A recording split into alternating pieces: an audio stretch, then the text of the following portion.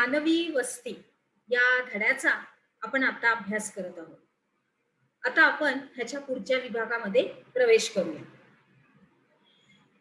विद्यार्थी मित्रांनो, आपण पूर्णपणे वस्त्या कशा निर्माण झाल्या, वाड्या कशा निर्माण झाल्या, त्याचं महानगरामध्ये कसं रूपांतर झालं, हे आपण आतापर्यंत शिकलो. तर आता काही फिती आहेत, काही चित्र आहेत, ज्याच्याद्वारे आपण थोडंसं स्पष्टीकरण आणि थोडीशी चर्चा करणार आहोत. तर ह्या फितीमध्ये आपल्याला दिसतंय की हे नेहमी लक्षात ठेवा. तर काय? तर मानवी वस्तीच्या स्थानावर परिणाम करणारे घटक. आपण मानव आहोत, आपण सगळेजण. तर आता आपण कुठे राहतो, तर आपल्यावरती काय परिणाम करतात हे घटक? तर त्याच्यामध्ये सुद्धा प्रकार आहेत की प्राकृतिक आहेत, सांस्कृतिक आणि आर्थिक घटक. बरोबर? आता पहिलं प्राकृतिक मधलं आपण बघितलं तर आहे भूरचना. तर भूरचना, जमीन मृदा, त्याच्यानंतर हवामान, शुष्क भूमी, पाणी पुरवठा आणि नदी किनारा. म्हणजे ह्या काय आहेत अगदी प्राकृतिक आणि आपल्या अगदी जवळच्या ह्या गोष्टी आहेत की जेणेकरून आपण त्याच्याशिवाय राहूच नाही शकत. आपल्याला जमीन हवी, म्हणजे त्याची भूरचना हवी. आपण दगडधोंड्यामध्ये घर बांधणार आहोत का? नाही. आपण दगडधोंड्यात कधीच घर बांधणार नाही. तर आपण ते साफ करून व्यवस्थित, जरी जमिनीच्या खाली दगडधोंडे असले तरी ते खणताना त्याचा चर खणून आपल्या घराचा आपल्याला पाया खणावा लागतो. पाया करून मग खाली संपूर्णपणे त्याचा एक तळ मजला म्हणजे तळ घालावा लागतो. मग त्याच्यानंतर वरती घर बांधायला लागतं. म्हणजे भूरचना अगदी महत्वाची. मग तिथली जमीन आणि म्हणजेच मृदा कशा पद्धतीची आहे, घरासाठी उपयोगी अशी ती मृदा आहे का, कशी आपण शेतीसाठी महत्वाची मृदा वापरतो एक विशिष्ट प्रकारची, आणि तिथंच आपलं शेत बी बियाणं पिकं वगैरे आपण काढतो. त्याचप्रमाणे घरं बांधताना सुद्धा आपण आपली जमीन आणि मृदा ती पण आपल्याला योग्य अशीच हवी. हो की नाही? बरोबर की नाही? तुम्ही सांगा मला. तसंच मग तिथलं हवामान कसं आहे? अगदी 24 तासच बर्फच पडत असेल किंवा पाऊसच पडत असेल किंवा तिथं ऊन येतच नसेल किंवा इतकं प्रखर ऊन असेल, अशा तऱ्हेने आपण तिथं घर नाही बांधणार. तर थोडंसं हवामान पण बघणार की कशा पद्धतीचं परिसरामधलं आपल्या हवामान आहे, कसं जरासं थंडावा आहे, रात्रीचं कसं आहे. त्याच्यानंतर शुष्क भूमी. शुष्क भूमीमध्ये तर आपण कधीच नाही बांधत. त्याच्यानंतर पाणी पुरवठा आहे का? आता जिथं घर बांधायचं म्हणजे अर्थात पाणी तर पाहिजे. आपल्याला पाणी, कुटुंब आलं, आपण जिथं राहणार म्हणजे पाणी तर पाहिजे. मग हे पाणी व्यवस्थित आहे का? तिथं पाणी पुरवठा योग्य रीतीने होतोय का? मग पाणी पुरवठ्यासाठी नदी किनाराच शोधायला जायची गरज नाही. परंतु नदी आहे का आसपास? आता मोठ्या शहरामध्ये तर काही नदी नसते प्रत्येक आपल्या इमारतीच्या शेजारी. परंतु ती व्यवस्था, जल वितरण व्यवस्था व्यवस्थित केलेली असते.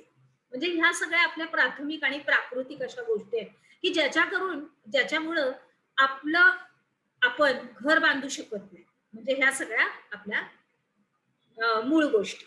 बरोबर? जसं तुम्ही शाळेला जाता, पण लगेच 10वी ला बसता का? नाही. लहान असता त्यावेळेस तुम्ही अ, ब कडे पहिल्यांदा काढायला शिकता. मग काढताना सुद्धा तुम्हाला काय होतं, पहिल्यांदा उभी रेषा काढता, मग आडवी रेषा काढता, मग गोल काढता आणि मग बनवता. म्हणजे काय, तर प्रत्येक गोष्टीला ही मूळ हे आहेच. त्याप्रमाणेच इथं. समजलं? हे तर एक छोटंसं उदाहरण मी तुम्हाला दिलं, की तुम्हाला पटकन ते समजायला पाहिजे. बरोबर? दुसरं आहे सांस्कृतिक. तर सांस्कृतिक मधले कोणते घटक आहेत या सांस्कृतिक मध्ये? तर संरक्षण, आरोग्य, शिक्षण, पर्यटन, ऐतिहासिक संदर्भ. बघा, जिथं आपण मानवी वस्ती करतो, जिथं आपण राहायला जातो, तिथं आपल्याला ह्या सगळ्या गोष्टींबरोबर संरक्षण पण हे असायलाच पाहिजे. आता एखाद्या वेळेस तुम्ही असं ठरवलं, आता एखाद्या वेळेस तुम्ही असं ठरवलं, की चला जंगलात आपण घर बांधूया. असा म्हणजे विचार करूया आपण, की तुम्ही जर घर जंगलात बांधलं, जंगलात घर तर बांधलं, पण रात्री वाघ आणि सिंह त्या घराच्या टेरेसवर येऊन बसायला लागले, माळ्यावर, तर कसं होणार? म्हणजे काय? तर घरं बांधताना आपल्याला हे सगळं बघावं लागतं. संरक्षण, त्याच्यानंतर आरोग्य. आता आपण कुठल्या पण ठिकाणी जाऊन राहिलो, तर आपल्याला कधी ताप होतो, सर्दी होते, खोकला येते. काही आरोग्यविषयक आपल्याला तक्रारी, अडचणी होऊ शकतात. मग त्याच्यासाठी वैद्यकीय सोय आपल्या आसपासच असावी. बरोबर. त्याच्यानंतर शिक्षण. आता आपण जर का वाड्यातून वस्तीमध्ये आलो, वस्तीमधून आपण ग्रामीण वस्तीमध्ये आलो, ग्रामीण वस्तीमधून आपण नागरी करणामध्ये म्हणजे तिथे आलो, तर आपल्याला शिक्षण हे हवंच असतं. शिक्षण म्हणजे प्रत्येक गोष्टीचं आहे ते. आपण आपली शाळेची सुखसुविधा पूर्णपणे आपल्या घराच्या जवळ असावी. आपलं महाविद्यालय आपल्या जवळ असावं, अशा रीतीने. आणि त्याच्यानंतर आहे ऐतिहासिक संदर्भ. बघा, आपण आपल्या गावाला जेव्हा जातो, मला तुम्हाला आवर्जून सांगावसं वाटतं विद्यार्थी मित्रांनो, की आपण जेव्हा खरोखरच हा मुद्दा अगदी महत्वाचा आहे. बघा, ऐतिहासिक संदर्भ. आता मी माझ्यावरून तुम्हाला हे उदाहरण सांगते. मी म्हणजे आपण कोल्हापूर हे माझं गाव आहे. तर मग कोल्हापूरला जाताना तिथं पूर्णपणे ऐतिहासिक संदर्भ आहे. तिथं पन्हाळा गड आहे शिवाजी महाराजांचा. म्हणजे काय? तर ऐतिहासिक संदर्भ तिथे जोडला गेलेला आहे. मी जेव्हा पण जाते माझ्या गावाला, तेव्हा मी आवर्जून पन्हाळ्याला भेट देते. अगदी पूर्ण तिथला लहानपणापासून मी तिथं भेट देते, ते आत्तापर्यंत मी जाते. तर मग तिथला दगड आणि दगड सगळं मला माहिती आहे. म्हणजे काय, तर माझ्या गावाला ऐतिहासिक संदर्भ आहे. बाजीराव प्रभूंचा बाजीप्रभू देशपांडेचा मोठाच्या मोठा पुतळा आहे तिकडे, असा तलवार घेतलेला. म्हणजे मला म्हणायचंय, की ऐतिहासिक संदर्भ त्या आपल्या जवळ पण असलेला असा आपल्याला आढळतो. हे तर एक छोटं उदाहरण झालं. आता तुम्ही ज्या गावाला राहत असाल, अ, आपल्या आजोळी जात असाल आजोबाजींकडे वगैरे, तर तिथं सुद्धा नक्कीच काहीतरी ऐतिहासिक संदर्भ असणारच असणार. बरोबर आहे? आता पुढे जाऊया. आता आपला आला पुढचा म्हणजे आर्थिक घटक. आता ह्या आर्थिक घटकामध्ये काय येतं बघा, जलसिंचन, व्यवसाय, वाहतूक व संदेशवहन, उद्योगधंदे, व्यापार, शासकीय कार्यालय. आता आपण जिथं राहतो तिथं आपलं हे सांस्कृतिक सगळं झालं. सर्वात प्रथम आपण प्राकृतिक संपूर्ण घटक बघितले, सांस्कृतिक बघितले. आता आर्थिक घटक म्हणजे काय? की आपली उपजीविका, आपला उदरनिर्वाह. बरोबर? मग आपला उदरनिर्वाह करण्यासाठी आपल्याला परवानगी कुठून लागते? आपल्या शासकीय कार्यालयातून.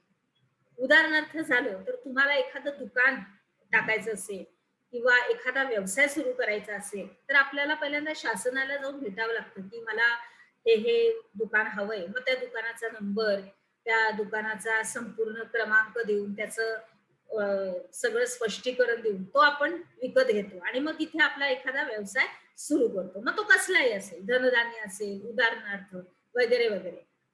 त्याच्यानंतर मग तुम्ही जिथं व्यवसाय करणार तिथं वाहतुकीची व्यवस्था व्यवस्थित आहे का? एकमेकांचे संदेश एकमेकांना पोहोचतायत का? संदेशवहन ते बघणार.